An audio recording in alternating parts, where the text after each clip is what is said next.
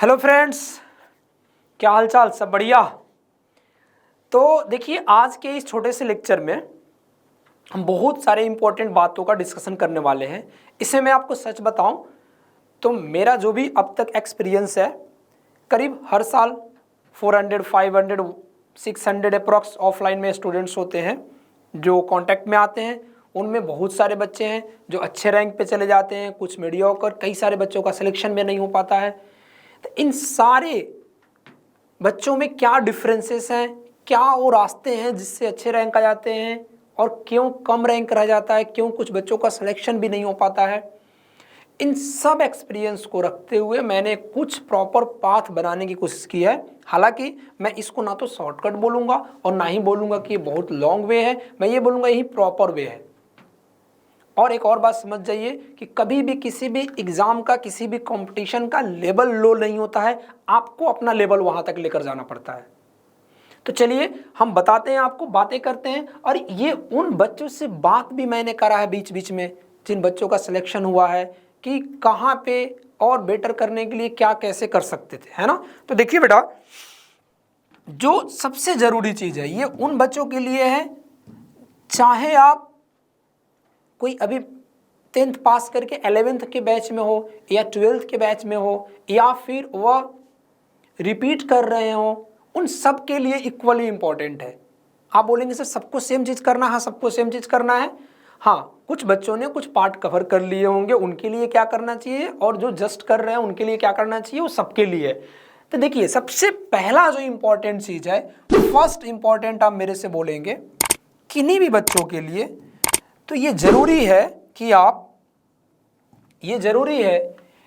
कि आपके पास अपना क्लास नोट होना चाहिए हर एक टॉपिक का। तो आप क्या करिए, एक कोई भी A4 साइज पेपर लीजिए, उसमें इस तरह से एक टेबल बनाइए और इस टेबल में क्या करिए, जैसे कि यहाँ पे पहला चैप्टर का नाम लिखिए बेसिक मैथ। मैं बहुत ध्यान से लिखा हूँ बेसिक मैथ। आप सोचेंगे कि सर नीट के स्टूडेंट के लिए मैथ की क्या ज़रूरत है? तो एक बात समझिए, यदि फिजिक्स सीखना है तो आपको मैथ की जो बेसिक आइडिया है बड़ा आसान है, कुछ टफ नहीं है। जैसे differentiation, integration, coordinate geometry, trigonometry, ये करना ही पड़ेगा, इसके बिना आपका काम नहीं चलने वाला है।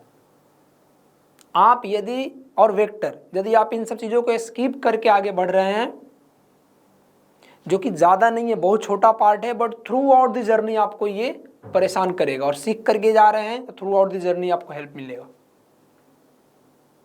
तो अभी आप देखिए जैसे कि बेसिक मैथ का मान लीजिए अपने क्लास नोट थ्योरी कर लिया तो यहाँ टिक कर लीजिए। यदि जिन्होंने कर लिया उसको यहाँ टिक करिए, जिन्होंने नहीं किया वो कंप्लीट करिए।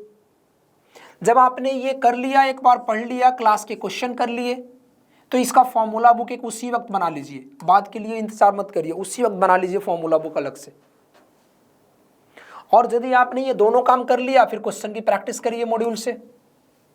अब इसमें PYQ पार्ट नहीं रहेगा तो मैं नेक्स्ट टॉपिक पे आता हूँ। जैसे वेक्टर में भी सेम काम करिए, क्लास नोट कंप्लीट करिए, फॉर्मूला बुक बनाइए, क्वेश्चन की प्रैक्टिस कर लिए तो टिक करिए, और फिर यहाँ पे क्या करिए, PYQ सॉल्व करिए। सेम चीज आप यहां करिए काइनेमेटिक्स के लिए करिए। और इस तरह से आप बाकी बचे हुए यहाँ पे कॉलम को, ये बॉक्सेस को आप खुद से फिल करिए। मैं गारंटी कह रहा हूं कि जिन सारे बच्चों ने ये सारे बॉक्सेस ईमानदारी से फिल कर लिया, और ईमानदारी सबसे अच्छी बात यह है कि ये किसी और को आपको जवाब नहीं देना है, खुद को जवाब देना है। जब भी आपको लगे कि क्या करे क्या न करे, तो कुछ नहीं, आपके लिए सबसे अच्छा गाइड का काम ये टेबल कर सकता है। मैंने खूब सारे बच्चों को देखा है इसको फुलफिल करते हुए, और इससे उसका क्या होता है ना कि जब आप इस तरह के वे को फॉलो करने लगते हैं ना, तो फिर आपको ज़रूरत नहीं पड़ जाती है बार बार किसी टीचर से, किसी सीनियर स्टूडेंट से, किसी सेलेक्टेड स्टूडेंट से बात करने की। लास्ट टाइम में आता है इस तरह का मोमेंट, सर अब क्या करें, कहीं हम अच्छा, ऐसा तो नहीं कि हम जिस डायरेक्शन में जा रहे हैं वो डायरेक्शन में अच्छे रैंक नहीं आ सकते। सेल्फ डाउट की बात है, सेल्फ डाउट से बचना हो, फ्रस्ट्रेशन से बचना हो, लगातार खुद को मोटिवेटेड रखना हो, इन सब में यदि आप कहेंगे, एक कॉन्क्रीट आइडिया की बात करें, कॉन्क्रीट आइडिया जो कि बहुत काम का है, तो ये है, मैं इसको मानता हूँ कि इस बॉक्सेस को आप फिल करिए, खुद से खुद को आंसर करिए। हो सकता है कि ये सारे बॉक्सेस आपके फिल नहीं हो, तो खुद आपको ये बोलेगा कि चलो बेटा ये टेबल तो मुझे बनाए थे तुम, बट ये बॉक्सेस कब फिल करोगे, ये खुद आपसे बात करेगा। आपको सेल्फ गाइड करने के लिए सबसे अच्छा इंपॉर्टेंट टूल्स है आपके लिए। ठीक है सर, आज से हम ये एक इस तरह का टेबल बनाते हैं और इस तरह से हम हर बॉक्स को टिक करने की कोशिश करते हैं। हाँ, ये काम शुरू कर दीजिए। एक ही तो A4 साइज पेपर लगेगा, लेकिन हमेशा के लिए आपके सामने सबसे बेटर प्लान ये रहेगा। दूसरा बात, लास्ट के 2-3 मंथ में जो मैंने एक बेसिक डिफरेंस देखा है अपने एक्सपीरियंस में, कि एक ही क्लास में बैठा हुआ 35 स्टूडेंट, 40 स्टूडेंट, 45 और 60 स्टूडेंट में सेम पैरामीटर फॉलो कर रहे हैं, एक साथ सेम टाइम में क्लास में एंटर करना, वहीं टीचर पढ़ाएंगे, सेम होमवर्क देना, सारे चीज़ों को फॉलो कर रहे हैं, टेस्ट दे रहे हैं टाइम से, उसके एनालिसिस भी कर रहे हैं, सब कुछ कर रहे हैं पूरे थ्रू आउट द ईयर। और देखा जाता है कि लास्ट के 2-3 मंथ में एक बेसिक कुछ फंडामेंटल डिफरेंसेस आ रहे हैं, और जब रैंक आ रहा है तो एक बच्चे का रैंक आ रहा है 300 और एक का आ रहा है 3000, एक का आ रहा है 13000, एक का सिलेक्शन ही नहीं हो रहा है।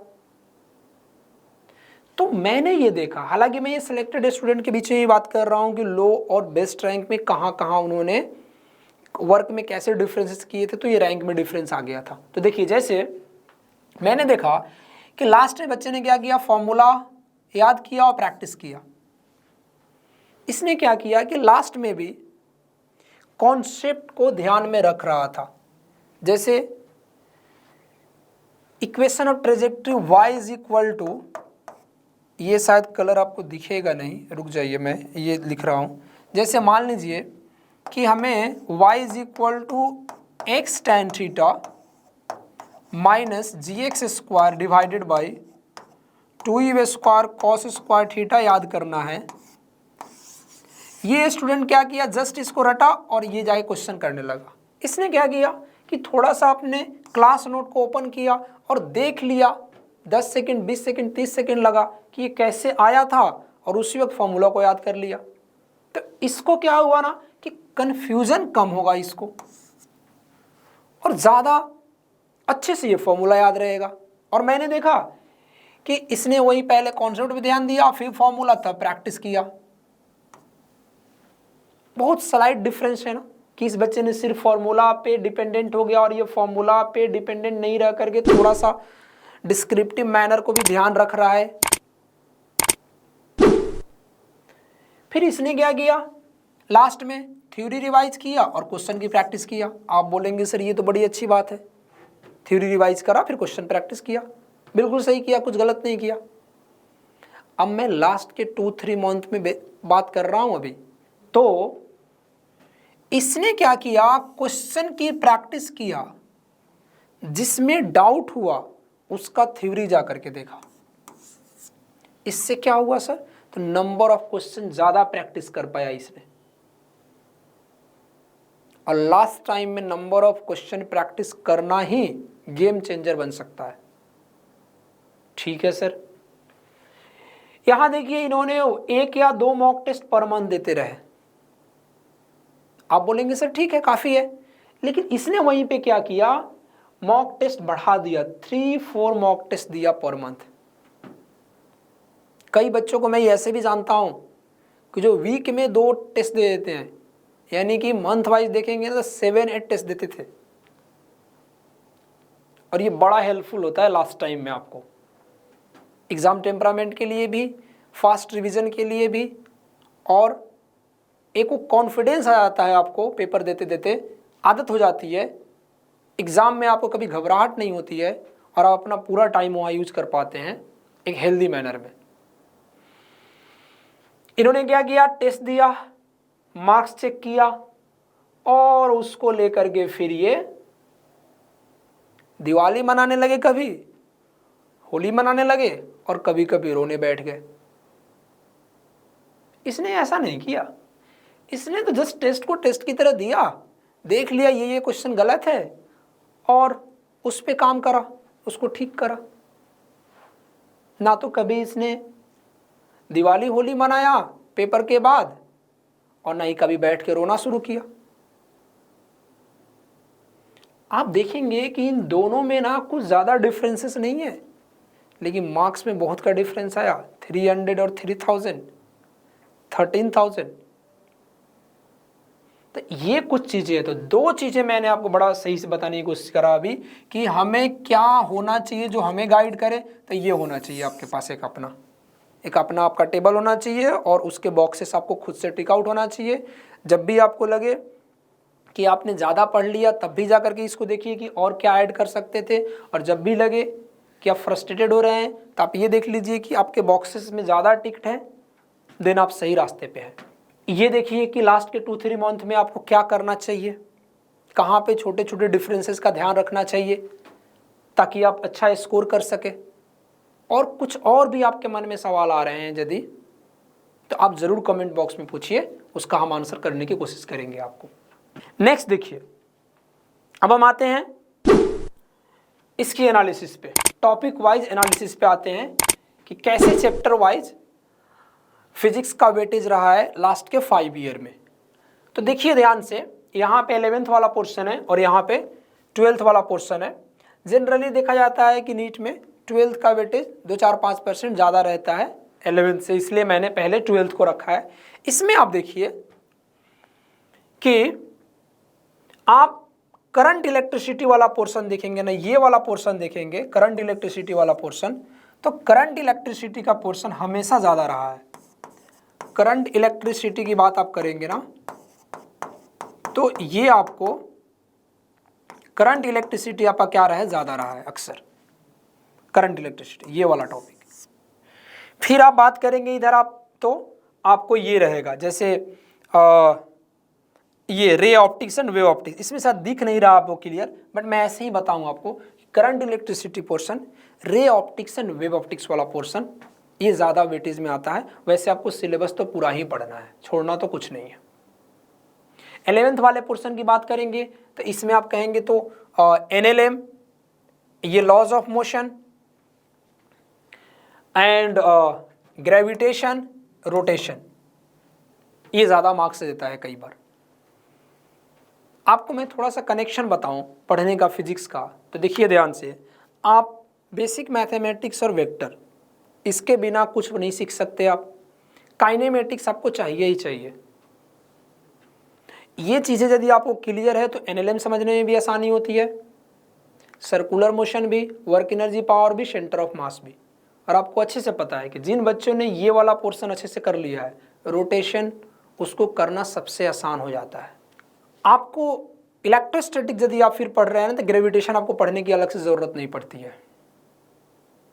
ठीक वैसे ही कुछ और टॉपिक का आपको नाम मैं बताऊं, तो जैसे हीट थर्मोडायनेमिक्स में आप हीट ट्रांसफर पढ़ते हैं, तो करंट इलेक्ट्रिसिटी में सर्किट एनालिसिस वाला सारा क्वेश्चन आपसे बनने लगता है। तो आप ये कनेक्शन देखिए कैसे है। ठीक वैसे ही आप हीट थर्मोडायनेमिक्स में KTG पढ़ते हो, केमिस्ट्री में भी पढ़ रहे रहते हैं।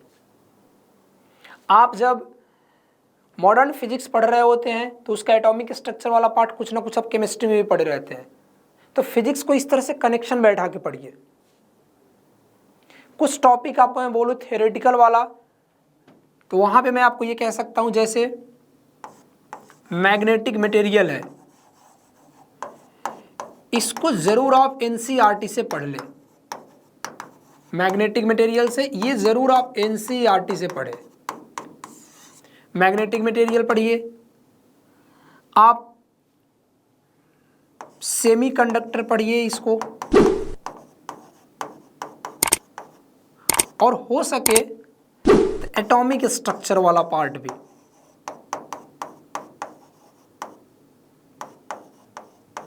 ये NCERT से इसको ज़रूर रीड करें।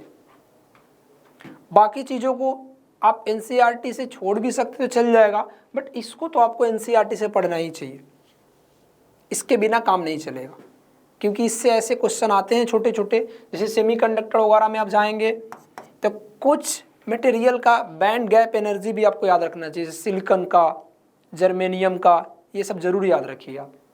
छोटे से टॉपिक में आप बात करें तो आपको मैं बोलूँगा EM वेव, ऐसा। और एक और छोटा सा वो क्लब बताऊं तो ये देखिए ऐसा, heat thermodynamics, SHM and waves, fluid. इधर में आप कहेंगे तो ऑप्टिक्स एंड मॉडर्न फिजिक्स। ये बहुत ही छोटे छोटे चैप्टर हैं, लेकिन इसको बड़े कम टाइम में करके अच्छा स्कोर करा जा सकता है। फिर से मैंने आपको यहाँ कोई शॉर्टकट नहीं बताया, बस मैंने बताया कि जब आप सही में एनालिसिस करते हैं और अच्छे रैंक की तरफ बढ़ने की कोशिश करते हैं ना, तो आपको पूरी सिलेबस पढ़नी होती है। हाँ, कुछ चीज़ों को कनेक्शन बैठा के पढ़ने की ज़रूरत पड़ती है। जैसे जब आप हीट ट्रांसफ़र रिवाइज कर रहे हो तो करंट इलेक्ट्रिसिटी के सर्किट वाला क्वेश्चन और हीट ट्रांसफ़र दोनों को एक साथ सोच सकते हैं। जब आप KTG पढ़ रहे होंगे तो केमिस्ट्री से आप हेल्प ले सकते हैं। जब आप एटॉमिक स्ट्रक्चर पढ़ रहे होंगे तो केमिस्ट्री से हेल्प ले सकते हैं। यानी कहने का मतलब आपने मॉडर्न फिजिक्स में एटॉमिक स्ट्रक्चर पढ़ा तो आपने केमिस्ट्री के भी थोड़े बहुत पार्ट को एक साथ पढ़ लिया। हीट ट्रांसफर पढ़ा तो करंट इलेक्ट्रिसिटी के कुछ सर्किट वाला पार्ट आपने एक साथ पढ़ लिया। तो आप देखिए इस तरह से कनेक्शन बैठा के पढ़ेंगे ना, कोई भी साइंस का सब्जेक्ट हो, तो ही आप अच्छा स्कोर कर सकते हैं कम टाइम में। ये थे बेटा कुछ एनालिसिस वेटेज वाइज करे तो, और कुछ ये था जो हमें करना क्या चाहिए और कहाँ कहाँ डिफरेंसेस हो जाते हैं अच्छे रैंक में और लो रैंक में। आपको इससे अलावा, इससे रिलेटेड किसी भी तरह का कोई भी मन में डाउट हो, कुछ भी हो, तो आप कमेंट बॉक्स में पूछिए, उसका हम आंसर करने की कोशिश करेंगे। और सबसे अच्छी बात कि मैंने आपको सिर्फ ये बताया नहीं है, मैं इसमें आपका साथ भी पूरा देने वाला हूँ। मैं नेक्स्ट वीक से PYQ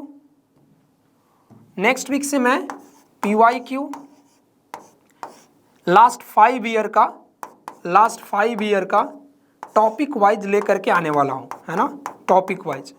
जैसे नेक्स्ट वीक में काइनेमेटिक्स का मैं PYQ लेकर के आने वाला हूँ। अब तक के 5 साल में पूछे हुए काइनेमेटिक्स के सारे क्वेश्चन आपके साथ में सॉल्व करूँगा, आपके सामने क्वेश्चन दिखाऊंगा बोर्ड पे और आपके साथ सॉल्व करने वाला हूँ मैं।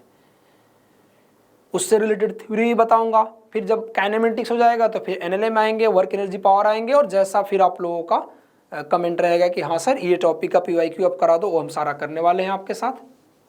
फिलहाल मैंने लास्ट क्लास में रिलेटिव मोशन की क्लास ली थी, और फ्रिक्शन आने वाला है, उसके बाद आएगा circular motion, then rolling motion and all, और फिर हम PYQ वाले पार्ट पे आएंगे। तो आप करिए, जुड़े रहिए, जहाँ भी कोई डाउट हो तो आप पूछिए, फिर हम क्वेश्चन भी करेंगे साथ में। बेस्ट ऑफ लक बेटा, फिर मिलते हैं किसी नेक्स्ट टॉपिक में, ठीक है। चलिए, थैंक यू सो मच, पढ़ाई करते रहिए।